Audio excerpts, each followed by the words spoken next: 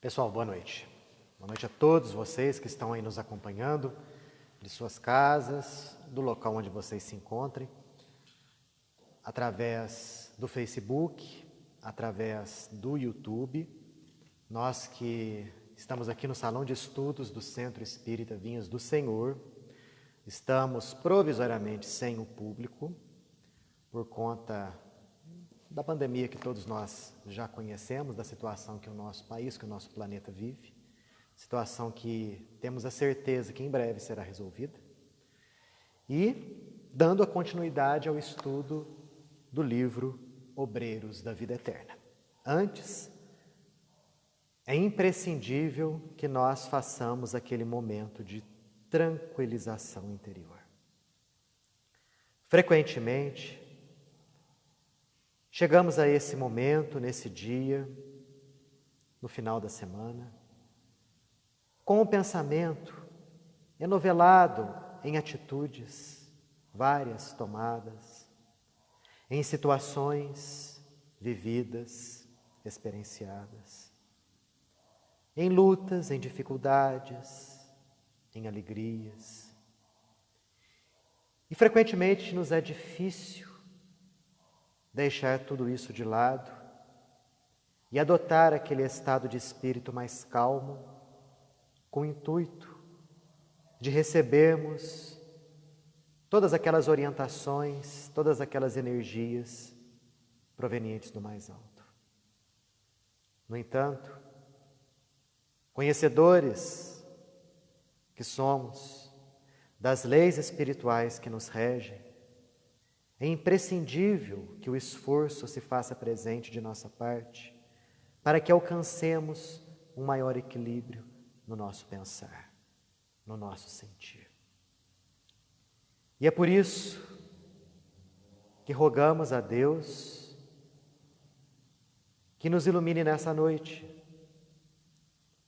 possamos conseguir captar a essência da mensagem que nos será dada.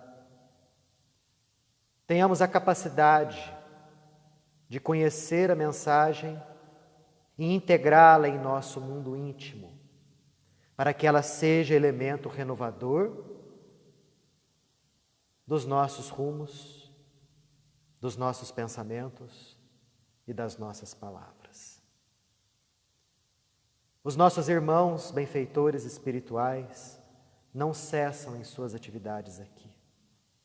Podemos ter a certeza que na contraparte espiritual o trabalho não cessa, o trabalho não para. E aqui, eles também nos dão a necessária energia, a necessária força, a fim de que possamos todos conseguir a necessária cota de aprendizado libertador. Temos a certeza que se o salão encontra-se vazio de encarnados, encontra-se, por outro lado, na outra parte da vida, repleto de irmãos necessitados, desencarnados, precisando de uma palavra, precisando de uma energia. E assim, com esse pensamento, damos por iniciada a reunião de estudos nessa noite. Que Deus, Pai de todos nós, inesgotável em amor e bondade, nos abençoe. Que assim seja. Pessoal, é o seguinte, hoje nós, retornando a esse estudo, estamos no capítulo de número 10, exatamente na metade do livro. O Obreiros da Vida Eterna, ele tem 20 capítulos, e estamos hoje no capítulo de número 10. Capítulo esse, cujo título é intrigante: fogo purificador. O que será isso? É necessário que nós lembremos, nos estudos que fizemos nas sextas-feiras anteriores, que André Luiz, mais um reduzido grupo de amigos, encontrava-se em zona umbralina, na chamada Casa Transitória de Fabiano. Quando eles chegaram lá, isso há alguns capítulos atrás, Zenóbia, que era a administradora desse local, havia recebido a informação de que o fogo purificador iria passar por aquela região no dia seguinte. O fogo purificador ao qual Zenobia se referiu é esse fogo purificador que nós vamos abordar hoje no capítulo de número 10. Desde o momento que Zenobia recebeu essa informação até hoje aqui, nós passamos por outros capítulos, porque outras coisas aconteceram nesse meio tempo. Eles foram resgatar um amigo de Zenóbia, eles foram também dar uma palestra, um auxílio a indivíduos que estavam presos numa lama, naquele local, enfim. Mas chegou o dia, chegou a hora.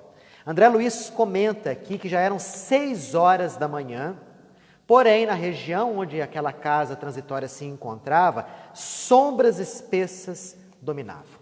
No entanto, todo o cronograma da mudança daquela casa de local já estava totalmente planificado na mente de todos os colaboradores. Como assim a casa vai mudar de local? A casa, gente, muda de local. Daí o nome de casa transitória. Por que transitória? Porque ela fica transitoriamente numa região e depois, pasmem, ela alça voo e vai se colocar numa outra região. Isso nós vamos ver mais para o final desse capítulo.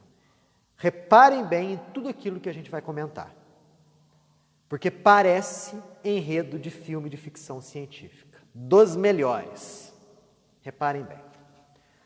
Vários servidores, inclusive de outras instituições socorristas, acorriam àquela casa transitória de Fabiano a fim de prestarem o necessário auxílio. Zenóbia estava cercada de assessores, dando ali as suas orientações, dando as suas ordens, referentes à mudança que se colocaria próxima. E André Luiz, vendo toda aquela movimentação, acompanhado do padre Hipólito, que fazia parte do reduzido grupo de André Luiz, ao pátio da instituição. E cravou o padre Hipólito de inúmeras perguntas, que era mais experiente nas lides espirituais do que ele, André Luiz. O padre Hipólito falou o seguinte: olha, André, instituições como essa aqui podem alçar voo de grande alcance. Lembrando, quando André chega na casa transitória, uma das coisas que ele repara era no material que fazia parte da casa, a constituição das paredes, do teto, do chão, enfim. Era um material extremamente leve, próprio inclusive para voos de longo, de grande alcance.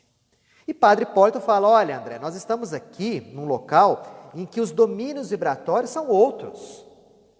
As leis e a matéria lá no plano material funcionam de uma certa forma. Aqui a matéria é de outra maneira, de outra forma. É uma matéria mais quintessenciada, mais leve, vamos dizer assim.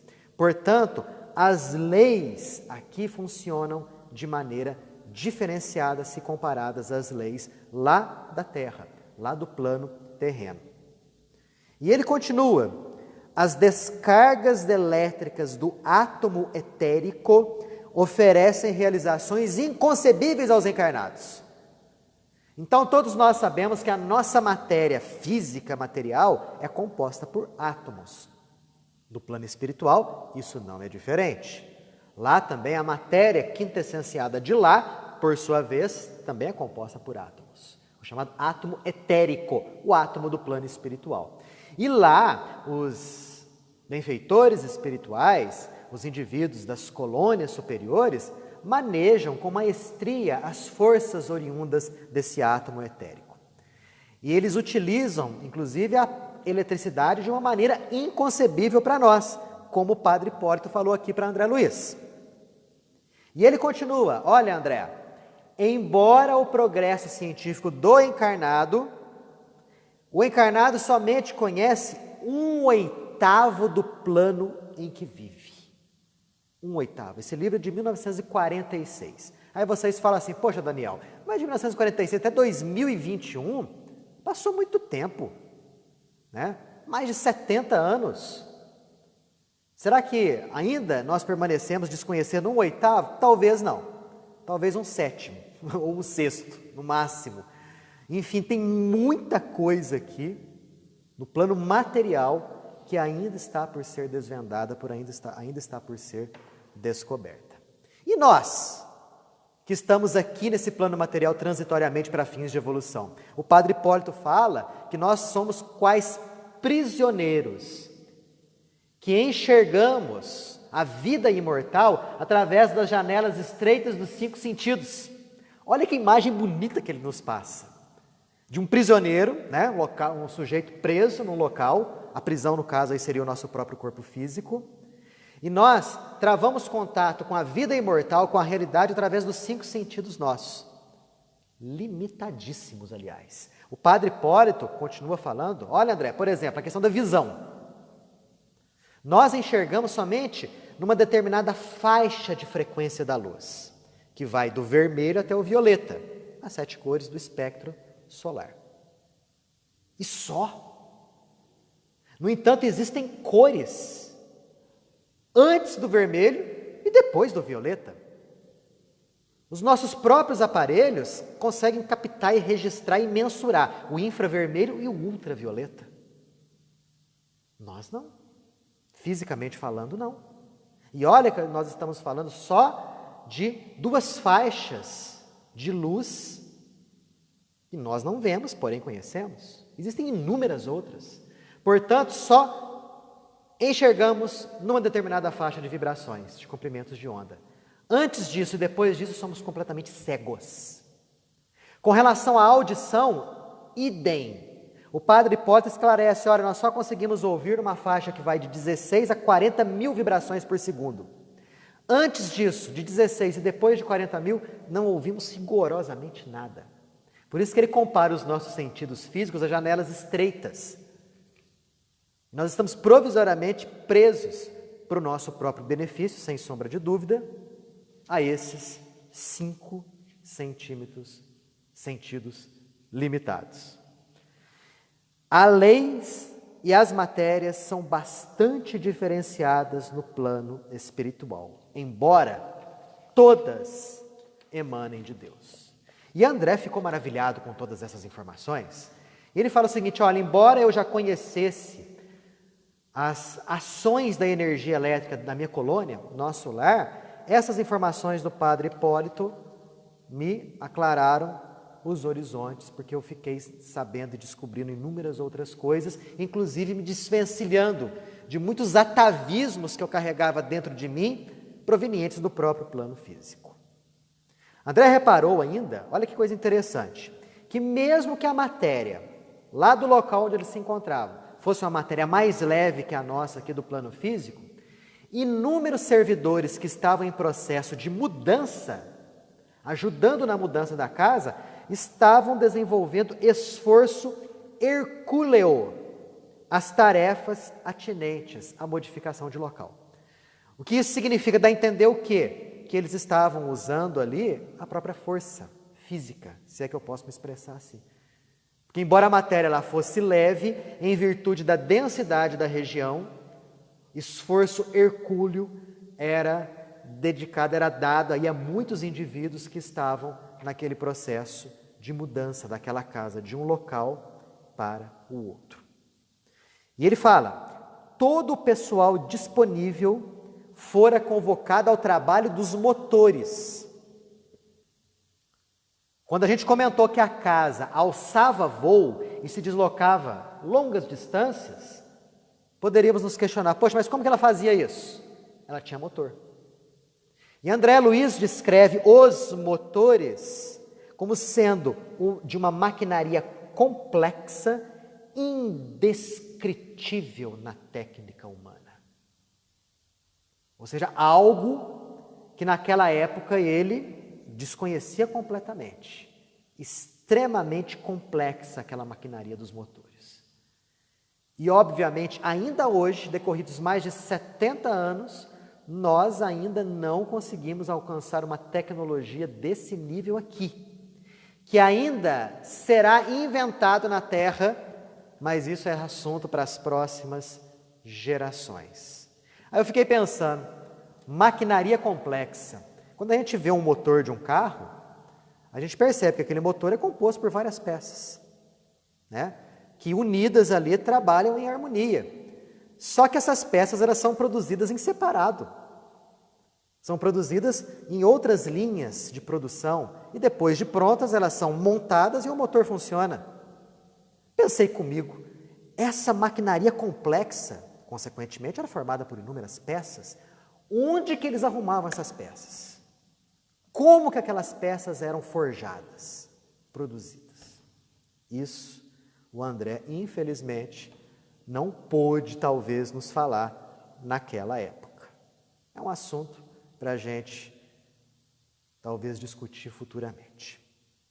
E em virtude disso, inúmeros trabalhadores, desenvolvendo aí as suas ações naqueles motores complexos, Zenóbia pediu ao André Luiz, ao Jerônimo, ao padre Hipólito, à enfermeira Luciana, aquele reduzido grupo que André Luiz fazia parte, para tomarem conta das defesas magnéticas. Porque boa parte dos servidores estavam ali totalmente absorvidos nessa tarefa de mudança da casa de local. E foram até lá. Um responsável da casa explicou para eles como que os equipamentos das barreiras magnéticas funcionavam. É interessante nós nos situarmos de novo nisso. A casa ficava numa zona umbralina pesada. Sofria o assédio de entidades trevosas continuamente. Então, era necessário que aquela casa tivesse uma linha de defesa. A linha de defesa eram as barreiras magnéticas. André Luiz descreve essas barreiras magnéticas não como longas, altas muralhas, mas como dispostas horizontalmente, circundando a casa, feitas de uma matéria escura que emitia força eletromagnética de repulsão, um campo de força num raio de 5 metros. Então, as entidades trevosas que porventura quisessem assaltar a casa, entrar na casa, não conseguiam.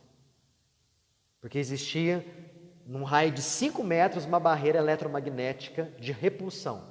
Possivelmente aquelas entidades tentavam chegar e não conseguiam se aproximar do pátio da casa e, consequentemente, da casa em si. André Luiz esclarece que o responsável por isso aí explicou àquele pequeno grupo do qual André Luiz fazia parte como que funcionava as máquinas, os equipamentos eletromagnéticos que geravam a energia, responsável por essas baterias elétricas.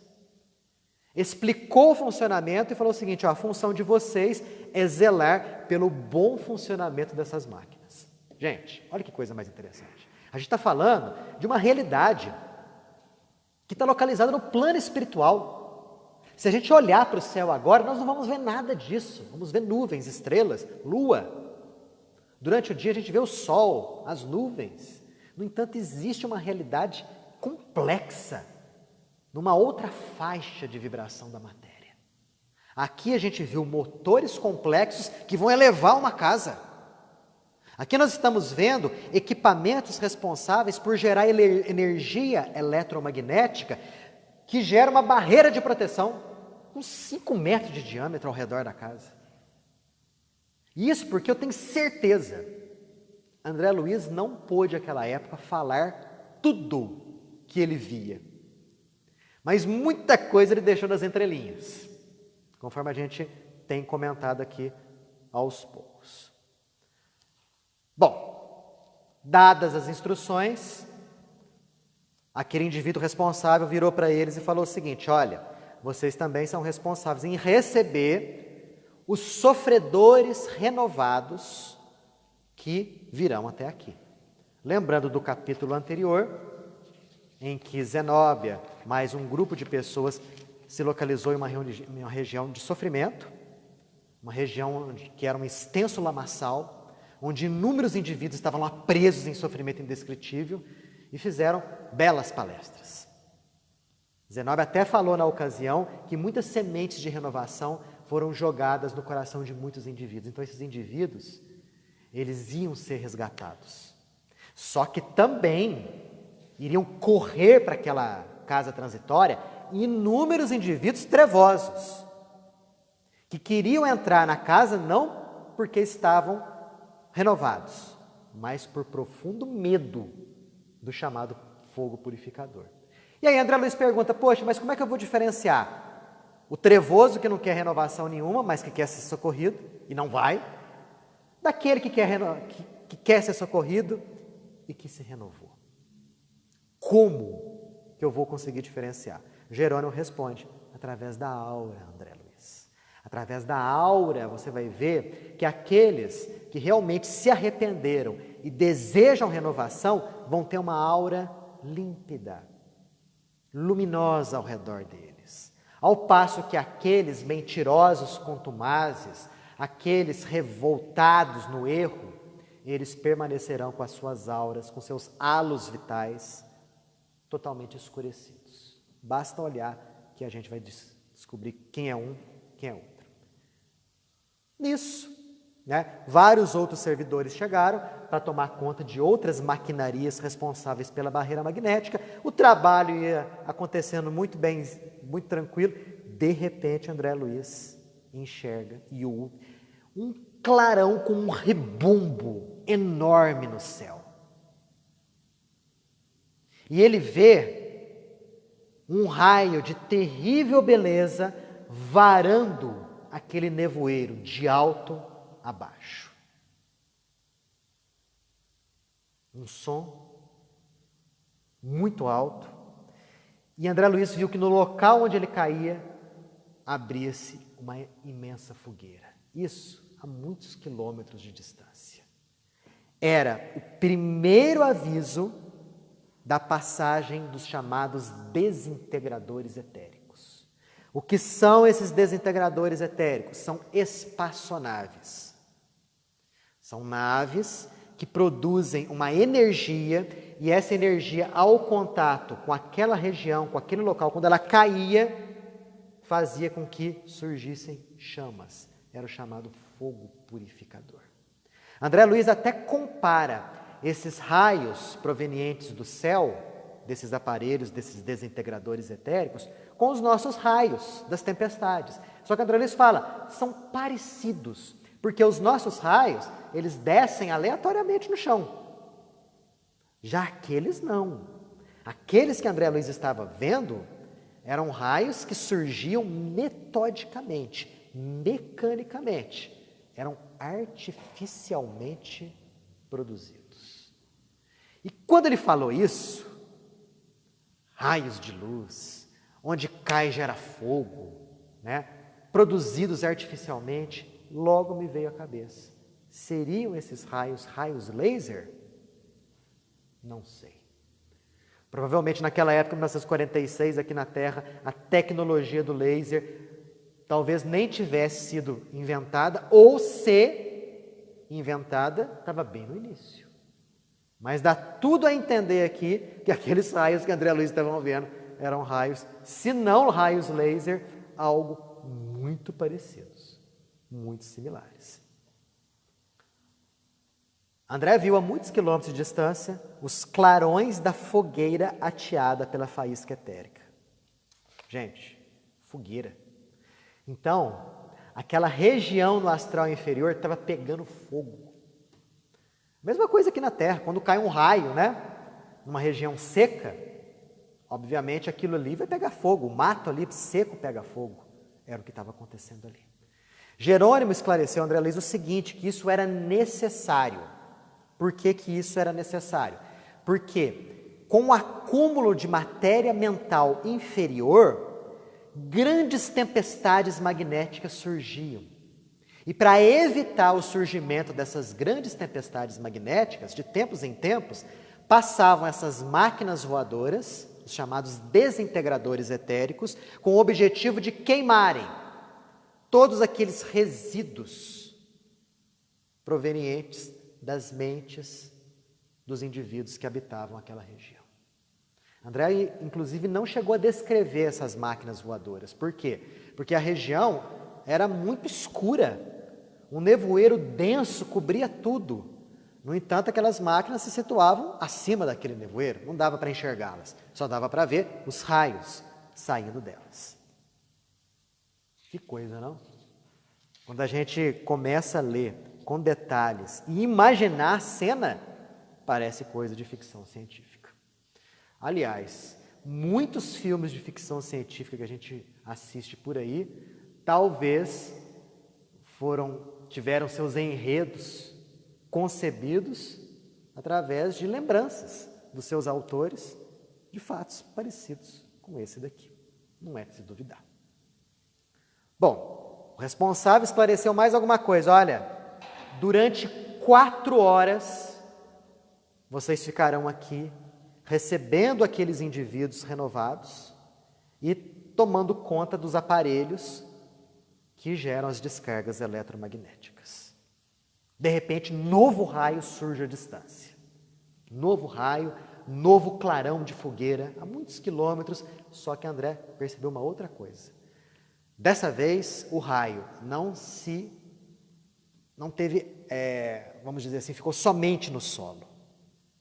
Ele também penetrou no solo, na substância do solo. Porque André notou a terra tremer. A partir desse segundo grande raio, André percebeu que a casa entrou em fase anormal de trabalho. Os servidores começaram a ficar mais agitados, começaram a andar mais céleres, embora tudo com muita organização. André, inclusive, notou que inúmeros aparelhos de comunicação avisavam o que estava acontecendo e espalhava esse aviso, esses aparelhos de comunicação, a todas as distâncias. Avisando quem? Avisando os possíveis viajores de planos superiores a respeito da desintegração etérica daquele local, para que eles evitassem andar por aquelas regiões. Aí a gente também fica imaginando, bom, aparelhos de comunicação mandavam avisos para benfeitores espirituais.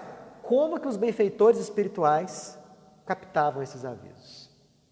Através de algum equipamento? Através de alguma pequena máquina?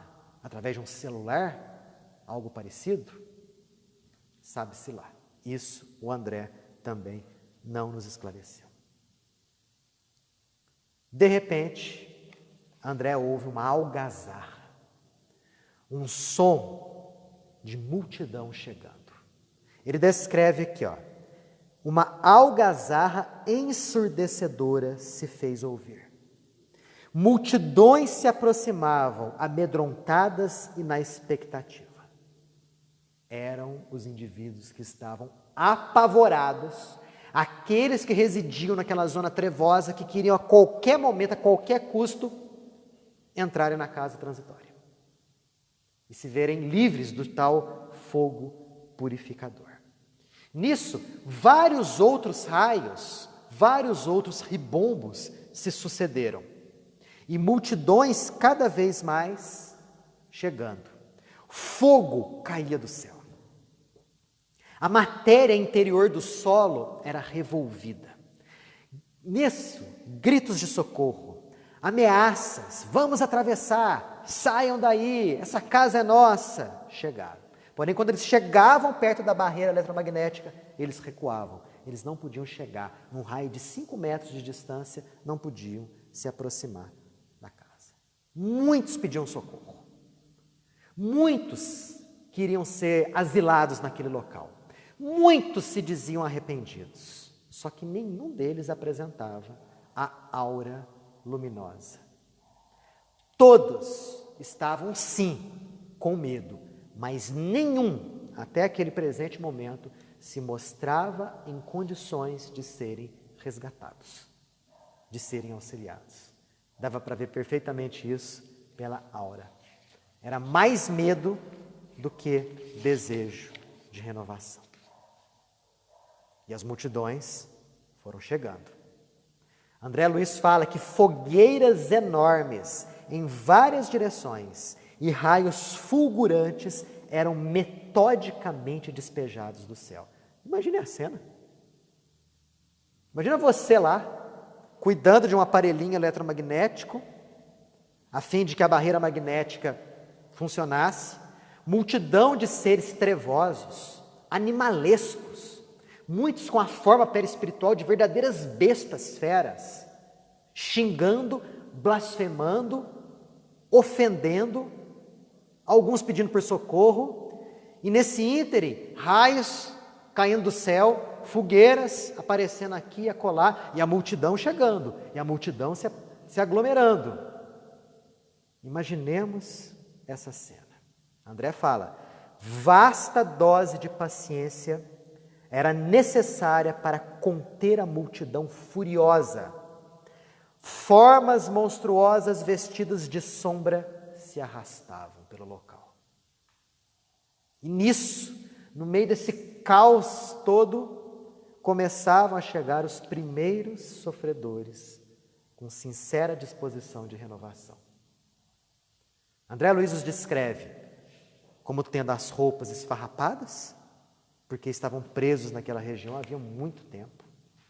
Nos seus corpos perispirituais as marcas do sofrimento, os aleijões, as chagas, sofrimentos esses sofridos talvez durante um longo número de anos, mas estavam arrependidos. Queriam profundamente a renovação e dava para perceber isso, porque eles estavam envoltos numa aura clara, luminosa. Vinham de mãos dadas, como se estivessem trocando energias magnéticas entre si. E esse fato fazia com que eles levitassem acima daquela multidão de seres monstruosos. E eles buscavam, a todo momento, André Luiz percebia isso deles, buscavam esquecer os apupos, os xingamentos provenientes daquela multidão lá de baixo. Isso, provavelmente, impedia eles de entrarem em sintonia com os malfeitores, coisa que podia fazer com que fossem arrastados para baixo. Eles cantavam louvores a Deus, hosanas a Jesus, em processo de alegria íntima, porque estavam agora em processo de renovação, flutuando por cima daquela multidão. E pousavam naquele pátio. Pousaram no pátio onde André Luiz os inúmeros companheiros se encontravam. E quando eles pousavam, eles tinham que largar das mãos uns dos outros. E estavam tão enfraquecidos que mal davam 1, 2 passos, caíam, esgotados pelo esforço hercúleo daquele minuto glorioso. Só que vários enfermeiros e várias macas já estavam a postos. Esses sofredores foram sendo recolhidos e mais sofredores foram chegando, renovados, dezenas, centenas até, sendo acolhidos por aquela casa. E a multidão de seres animalescos voltava e aumentava e crescia. André descreve aqui que as multidões ferozes e irônicas também se multiplicavam, ferindo a audição com injúrias e xingamentos. Às 4 horas, na sensação de André Luiz, se escoaram lentamente. Exigiam da parte de todos os benfeitores ali paciência, atenção, equilíbrio, abnegação. E a cada minuto a paisagem ia se tornando mais terrível. Mais seres trevosos se aglomeravam ao redor da casa. Maior a quantidade de xingamentos, maiores os apupos. Os raios provenientes do céu estavam cada vez mais próximos. Fogueiras imensas estavam espalhadas pelo redor. André comenta, o calor asfixiava. Calor asfixiava. Fora que, além do calor, a terra começou a tremer. Então, além dos raios, além do fogo, além da multidão de bestas feras, o solo começou a tremer. Que paisagem caótica. André aguardava o sinal de retorno ao interior. Com agonia, ele falava isso, não esperava a hora do sinal tocar, e o sinal, poucos minutos antes de se completarem as 4 horas de trabalho, realmente o sinal tocou. E aí os benfeitores, André entre eles, abandonaram os aparelhos eletromagnéticos ali, e todos rapidamente se dirigiram para o interior da casa. Todos entraram. As portas foram hermeticamente fechadas. E André Luiz percebeu naquele interior, uma agitação ordenada, tranquila, de indivíduos que estavam vistoriando os motores da casa e também que estavam acolhendo aqueles inúmeros sofredores que foram resgatados. O barulho, inclusive, dos motores, o barulho leve dos motores se fazia ouvir por André Luiz. E André pensava, quando que essa casa vai levantar voo? Porque os raios estavam cada vez mais próximos. Lá fora, o cenário era parecido de guerra. André até colocou uma imagem muito interessante. Estava parecendo ali com uma cena de uma grande floresta, pegando fogo, e inúmeras bestas saindo de furnas, correndo em todas as direções. André pensava, já imaginou se aqueles indivíduos vencessem as barreiras magnéticas e fossem de encontro à casa? O que não iria acontecer? Nisso, Zenóbia chama um grupo de trabalhadores para uma sala consagrada à oração. Isso nós vimos na sexta retrasada. E ela explica rapidamente, olha gente, essa casa tem que alçar voo. Só que para ela alçar voo, principalmente no movimento inicial, não basta o motor, não bastam os motores. É necessário, juntamente com a energia elétrica dos motores, nós contribuirmos com a nossa energia mental. Para isso, nós vamos agora fazer uma prece. Nisso ela sentou, pegou um livro que André Luiz identificou como sendo a Bíblia e abriu no Salmo 104. E começou a ler em voz alta, pausada e solene. Vou ler aqui. Bendize, ó minha alma, o Senhor. Senhor Deus meu, engrandecido de majestade e de esplendor. Revestido de luz como de um manto, desdobraste o céu como sagrada cortina da vida. Construíste as sublimes câmaras das águas. Fazes das nuvens seu carro. E derramas teu hálito criador nas asas do vento. Enches o universo de mensageiros e, por vezes, tomas por teu ministro o fogo devorador, garantindo-nos a vida em séculos de séculos, fundaste-nos a casa terrestre em bases seguras. Deste-lhe abismos e píncaros por vestiduras.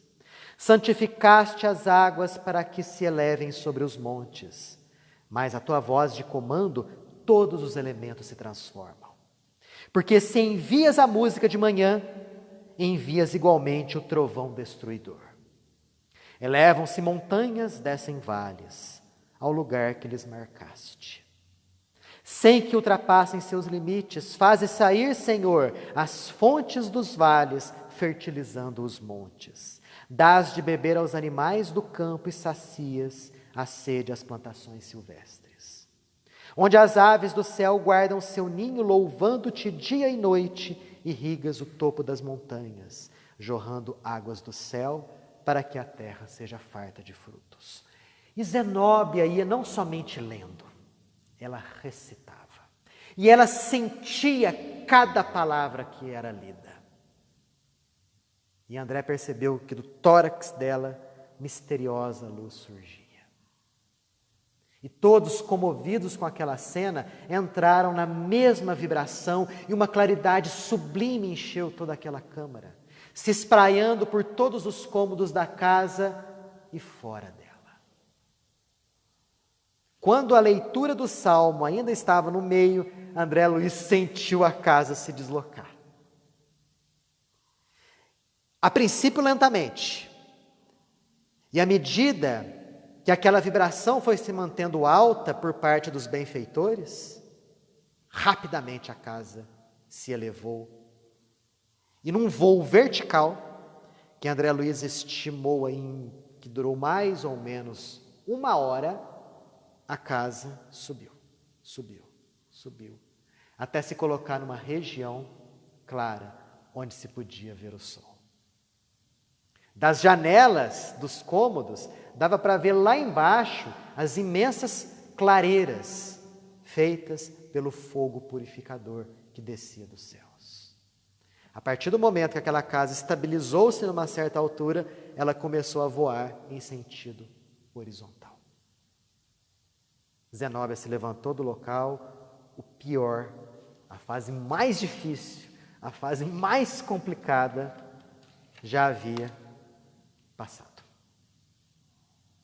A casa agora iria se deslocar rumo a uma região também difícil, porém menos difícil do que aquela, para desenvolver as suas atividades. E nesse meio tempo, nessa viagem, que não foi uma viagem curta, segundo André Luiz, durou 3 horas e 35 minutos.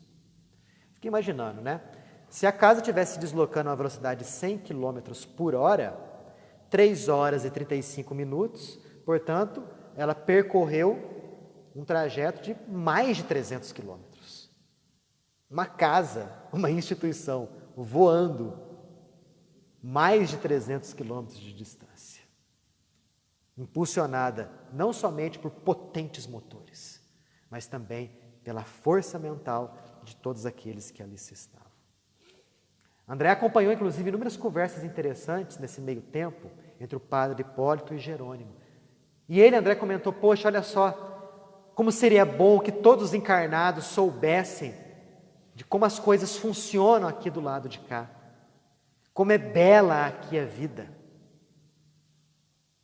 E Jerônimo fala, sim, André, mas nós não podemos nos esquecer que todos aqueles que amam a Deus também podem procurar na própria crosta terrestre a beleza, porque existem muitas coisas a serem desvendadas, a serem descobertas, tanto no átomo infinitesimal, quanto nos sistemas de mundos que se equilibram no universo.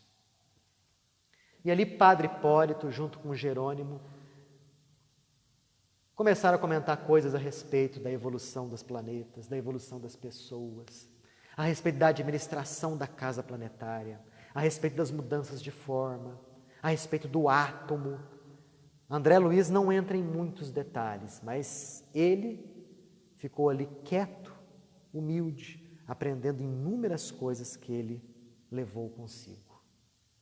Depois desse tempo de 3 horas e 35 minutos, a casa desce suavemente e estaciona numa região, também região de trevas, conforme eu disse, porém mais tranquila do que aquela região de onde ela era oriunda.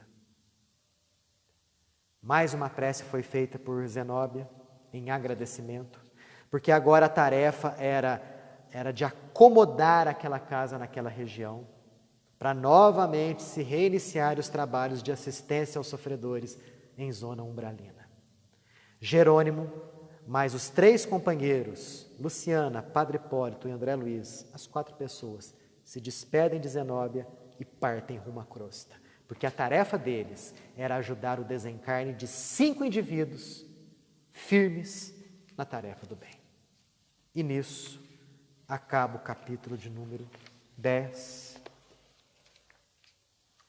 E a gente, fechando os olhos, agradece imensamente esse momento que estamos aqui vivendo. Essa oportunidade de conhecer tantas coisas positivas, tantas coisas elevadas, que facilitarão, inclusive, a nossa readaptação à realidade espiritual quando desencarnarmos. Que Jesus ilumine a cada um de vocês. Que vocês que estão aí me assistindo possam ter os seus lares iluminados, possam ter uma noite de sono tranquila, serena, que as energias provenientes do mais alto possam fortalecer a todos. E assim, em agradecimento, encerramos a atividade de hoje. Que assim seja.